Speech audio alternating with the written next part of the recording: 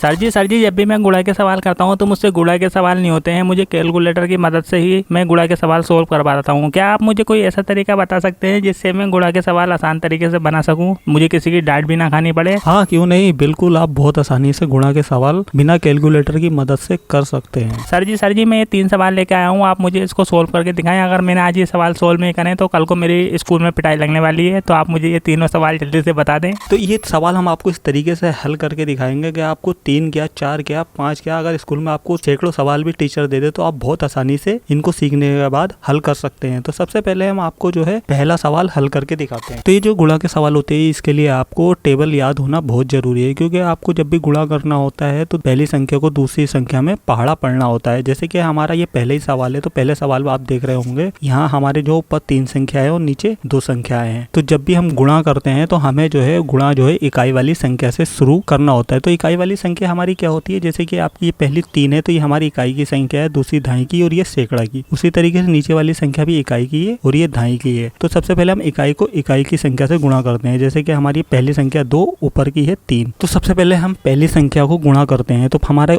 यहाँ कितना है 3 और यहाँ है 2, इन दोनों को आपस में गुणा करना है। तो हम 3 का पहाड़ा 2 बार पढ़ लेते हैं। 3 दूना 6, तो हमारी पहली संख्या में आएगा 6। हमने जब पहली संख्या को गुणा करनी है तो अब हमें दूसरी संख्या में गुणा इस तरीके से करना है, 2 में और 6 में करना है। तो 6 दूनी 12। तो हमें यहाँ 12 पूरा नहीं लिख के हमें 12 की पीछे वाली संख्या लिखनी है 2, और 1 हमें यहाँ हासिल में ले लेना है। हासिल में लेने के बाद फिर हमें 2 को जो है 3 से गुणा करना है इस तरीके से। 3 दूना 6 और 1 हमें हासिल मिला था, तो कितना हुआ हमारा 7। तो देखिए हमने पहली संख्या का तो गुणा कर दिया है, तो हमें यहाँ कुछ नहीं लिखना है, हमें यहाँ इस तरीके से कट लगा देना है। अब हमें दूसरी संख्या से 3 को गुणा करना है। तो हमारी दूसरी संख्या है 5 और यहाँ है 3, 5 तिया 15। तो 15 को हमें पूरा नहीं लिखना है, 15 का हमें 5 लिखना है पीछे वाली संख्या। जो हमारा 1 बचा यहाँ हमें हासिल के रूप में ले लेना है, और हमें दोबारा से जो 5 को 6 से गुणा करना है। तो 6 पंजे 30 और 1 यहाँ हमारा पहले ही था, तो 30 और 1 31। 31 को भी हम पूरा नहीं लिखेंगे, 31 को सिर्फ हम पीछे की संख्या 1, और हमारा कितना बचा, यहाँ बचा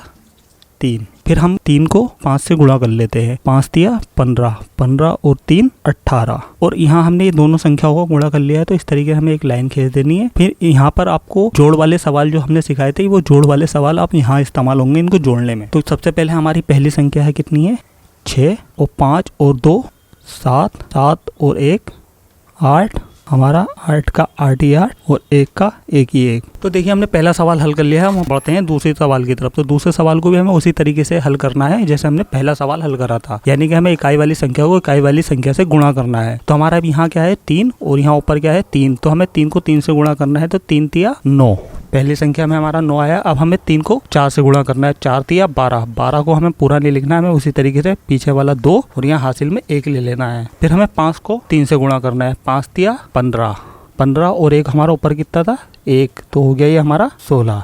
तो देखिए हमने पहली संख्या का तो गुणा कर दिया है। अब हमें दूसरी संख्या को गुणा करना है, तो हम यहाँ पहली संख्या के नीचे कट कर देंगे। तो हम 4 का पहाड़ा 3 बार पढ़ेंगे। 4 तिया 12, तो 12 का हमें 12 नहीं लिखना, हमें लिखना है यहाँ 2, और हासिल में हमें ले लेना है 1। दूसरी संख्या का पहली संख्या से गुणा कर लिया है। अब हम दूसरी संख्या को दूसरी संख्या से गुणा करते हैं, यानी कि 4 को 4 से गुणा करते हैं। तो 4 चौको 16, 16 और 1 हमारा हासिल में था, कितना हुआ 17। तो 17 का हमें पूरा नहीं लिखना है, हमें लिखना है 7। फिर हम हासिल 1 ले लेंगे यहाँ। अब हमें 5 को 4 से गुणा करना है, यानी कि 5 का पहाड़ा 4 बार पढ़ना है। 5 चौको 20 और 1 हासिल था, तो हमारा कितना आया यहाँ 21। अब हमें इसी तरह इन दोनों संख्याओं को जोड़ लेना है। तो जोड़ने के लिए आप देखिए सबसे पहले हमारी क्या है संख्या 9, 9 को हम इस तरीके से लिख देंगे। और दूसरी संख्या हमारी क्या है 2 और 2 4, और तीसरी संख्या हमारी क्या है 6 और 7, कितना हुआ 13। 13 का हम लिखेंगे 3, हासिल लगा हमारा 1 1 2 3। 3 को हम इस तरीके से पूरा लिख देंगे, और यहाँ हमारा 2।